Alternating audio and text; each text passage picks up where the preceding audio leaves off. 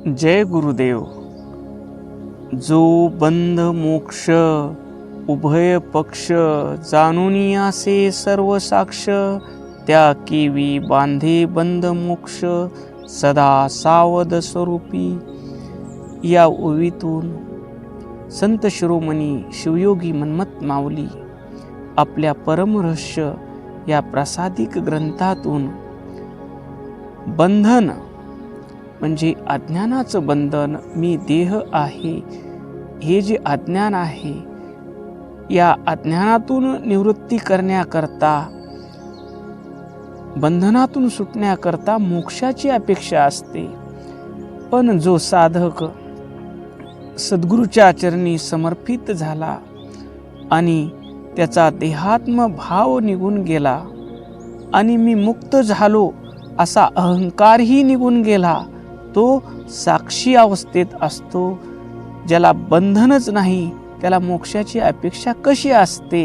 म्हणून तो माऊली म्हणतात, बंध मोक्षाला तो जाणून सर्व साक्ष म्हणजे या देहाला चालवणारा चैतन्य तेच आहे आणि विश्वालाही चालवणारं चैतन्य तेच आहे. या साक्षी भावानं या बंध मोक्षाच्या कल्पनेकडे पाहतो. अशा भक्ताला, अशा सिद्ध पुरुषाला बंध मोक्ष कसे बांधेल? कारण ते सदैव सावध असतात, असं या ओवीतून माऊलीला सांगायचं आहे. आप्पाला आम्ही विचारलं की आप्पा, हे बंध मोक्षाच्या पलीकडे संत कसे असतात? त्यावेळेस आप्पानी अक्क महादेवीचं, शिवशरणी अक्क महादेवीचं जीवन चरित्र सांगितलं. अक्क महादेवी ही बंधन, सांसारिक बंधन, देहात्म भावनेचं बंधन आणि मी मुक्त झालो या अहंकाराच्याही बंधनातून, मी ज्ञानी आहे हाही अहंकार आहे आणि मी बंधनात आहे हे तर बंधनच आहे. या दोन्हीतूनही मुक्त झालेली शिवशरणी होती. अक्क महादेवीचा जन्म कर्नाटकातील शिमोगा जिल्ह्यातील उडीतडी या गावातील निर्मल शेट्टी आणि सुमती या शिवभक्त दाम्पत्याच्या घरी झाला आणि ते बाळ जन्मताच वैराग्यवान होतं. कारण शुद्ध बीजापोटी फळे रसाळ गोमटी. शिवभक्त आईवडिलाच्या पोटी त्या शरणी महादेवीनं जन्म घेतलेला होता. तुमच्या आमच्यासारख्या सामान्य माणसाचा कर्माच्या फळाप्रमाणे जन्म होतो, पण संत तुमच्या आमच्या उद्धारासाठी जन्म घेतात. तसाच महादेवीनं जन्म घेतलेला होता. महादेवी 8 वर्षाची झाली.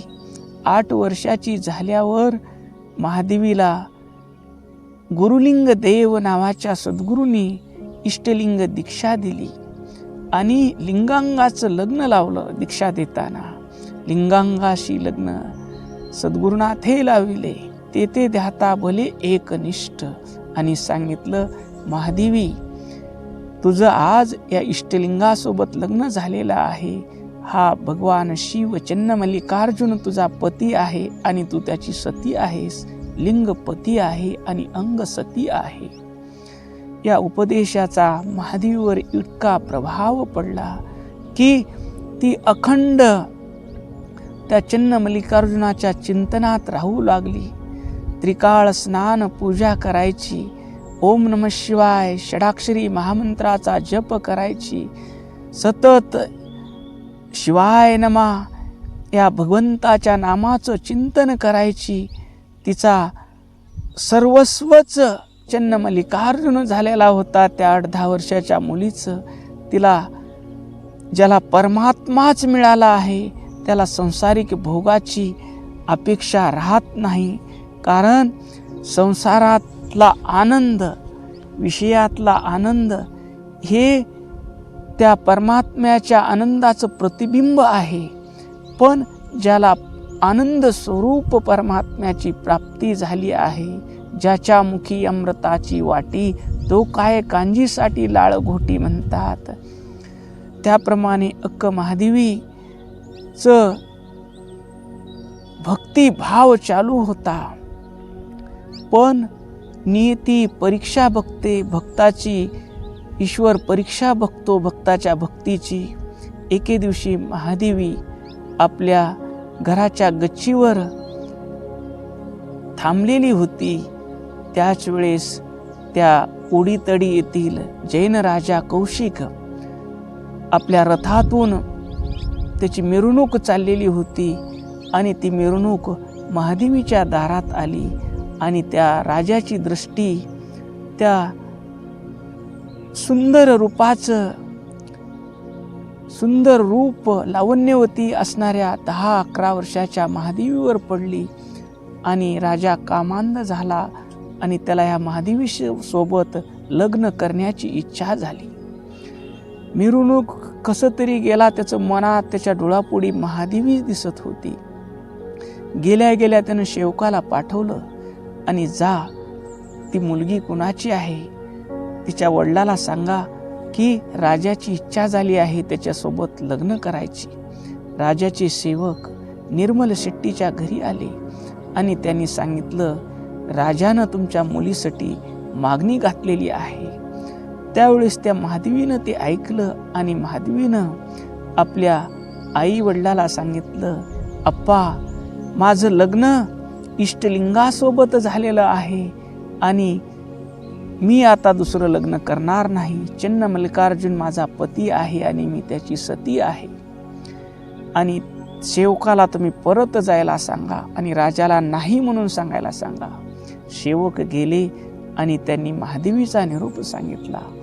त्यावेळेस म्हणतात ना, राजहट्ट, बालहट्ट आणि स्त्री हट्ट, हे 3 हट्ट सांगितलेले आहेत. लहान लेकरू हट्ट करू लागलं तर त्याचा हट्ट पुरवावा लागतो आणि स्त्री हट्ट करू लागली तर तिचाही हट्ट पुरवावा लागतो. राजाचा तर त्याच्या हातातच सर्व सत्ता आहे. त्यानं राजदंड वापरायचं ठरवलं आणि त्यानं सेवकाला सांगितलं, महादेवी जर लग्नाला तयार नसेल तर तिच्या आईवडिलाला अटक करा.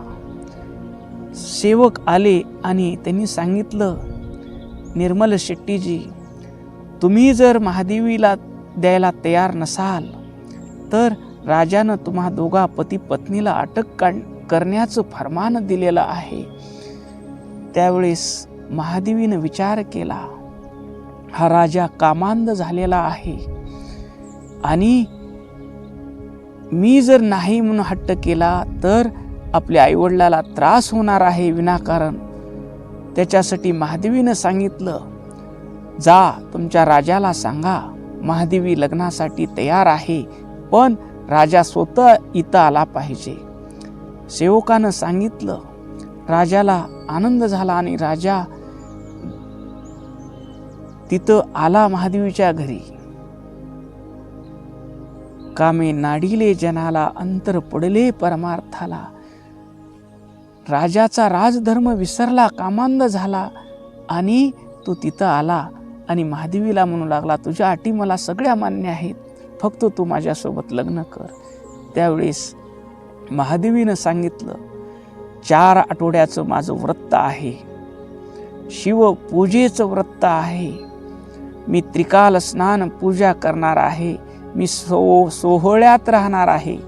4 आठवडे माझ्यावर तुमची दृष्टी नाही पडली पाहिजे आणि मला तुमचा स्पर्शही नको आहे. माझी व्रत जर पूर्ण झाले तर मी तुमच्यासोबत लग्न करीन.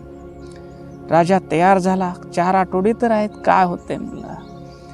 आणि महादेवीनं आईवडिलाला सांगितलं, बाबा, आई, तुम्ही काळजी करू नका, चन्न मल्लिकार्जुन माझ्यासोबत आहे, माझा पती, तो मला कुण्याही कामांध पुरुषाच्या जाळ्यात अडकू शकणार नाही. तिनं आईवडिलाला नमस्कार केला आणि ती राजवाड्यात गेली. तिथं तिला स्वतंत्र खोली देण्यात आली. तिथं तिनं तिचं साधना चालू केली. त्रिकाळ स्नान, पूजा, जप तिनं चालू केला. राजाचा एक एक क्षण एकेका दिवसासारखा वाटत होता.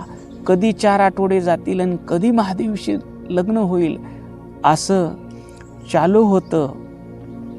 पण महादेवी आपल्या देहभाव विसरलेली होती. तिला आपल्या घरी आहे की राज प्रसादात आहे ही आठवणही विसरून गेली होती. मी माझी ऐशी आठवण विसरले जयाची अंतकरण अशी तिची अवस्था झालेली होती. ती महादेवी आपल्या पूजा जप तप साधनेमध्ये निमग्न होती. 4 आठवडे संपायला 1 दिवस राहिलेला होता आणि राजाला आता धीर निघत नव्हता. आता काय होतंय म्हणून 1 दिवस राहिलाय आणि महादेवी त्या बागेमध्ये फुलं तोडायला जात होती, बेलपत्र तोडायला जात होती. तितक्यात राजा आला आणि काय होतंय म्हणून तिच्या साडीला त्यानं हात धरला. त्यावेळेस महादेवीनं सांगितलं, राजा तू माझं व्रत भंग केलेला आहेस. आता मी तुझ्यासोबत लग्न करायला बांधील नाही. म्हटल्यानंतर कामांध राजानं साडी ओढली. साडी ओढल्यावर महादेवीनं साडी काढून त्याच्या अंगावर फेकली आणि तिचं लांब असलेल्या केसानं तिचं शरीर झाकल्या गेलं. त्यावेळेस अक्क महादेवीनं क्षणाचाही विलंब न करता वस्त्राचा त्याग केला. एका स्त्रीसाठी जे सर्वात मोठे बंधन मानले जाते, लज्जा आणि देहभान, ते तिनं झटकून टाकले. अक्का दिगंबर अवस्थेत आपल्या चन्न मल्लिकार्जुनाच्या नाम घेत बाहेर पडल्या. त्यांच्यासाठी मी देह आहे हे बंधन उरलेच नव्हते. त्या आपल्या आत्मस्वरूपात इतक्या सावध होत्या की त्यांना वस्त्राचीही गरज भासली नाही. चन्न मल्लिकार्जुनाच्या कृपेने त्यांच्या केसांनीच त्यांच्या देहाला झाकले होते. ज्याला आपण लोकलाज म्हणतो ते सर्वात मोठे बंधन अक्क महादेवी यांना बांधू शकले नाही. त्यांनी जगाला दाखवून दिले की स्त्री पुरुष हे भेद शरीराचे धर्म आहेत, आत्म्याचे नाहीत. ज्यांनी स्वतःला शिवस्वरूप मानले आहे नव्हे, शिवस्वरूपाला समर्पित करून शिवस्वरूप झाले आहेत, त्यांना संसाराचे बंधन किंवा त्या संसार बंधनातून सुटण्याची धडपड, मोक्ष हे दोन्हीही खेळ वाटतात. ते त्या घटनेकडे साक्षी भावाने पाहतात. अक्क महादेवी एका वचनात म्हणतात, आकाशाची व्याप्ती ज्याने अनुभवली आहे त्याला पिंजऱ्याचे भय काय. ज्याने चन्न मल्लिकार्जुनाला जाणले आहे त्याला जगाची बंधने कशी काय बांधतील. या वचनातून अक्क महादेवीने बंध मोक्ष उभय पक्ष, बंधन आणि मोक्ष हे द्वैत जाणूनी असे सर्व साक्ष. ज्यानं या बंध मोक्षाला जाणलेलं आहे आणि तो साक्षी भावात कसा असतो हे आपल्या आचरणातून सिद्ध पुरुष बंध मोक्षाकडे खेळ म्हणून पाहतात आणि ते साक्षीभावानं असतात. कुठल्याही सांसारिक मोहाला बळी न पडता सावध अखंड आपल्या परमात्म स्वरूपात असतात. हे आपल्या आचरणातून अक्कानं दाखवून दिलेलं आहे. ओम शांती शांती शांती.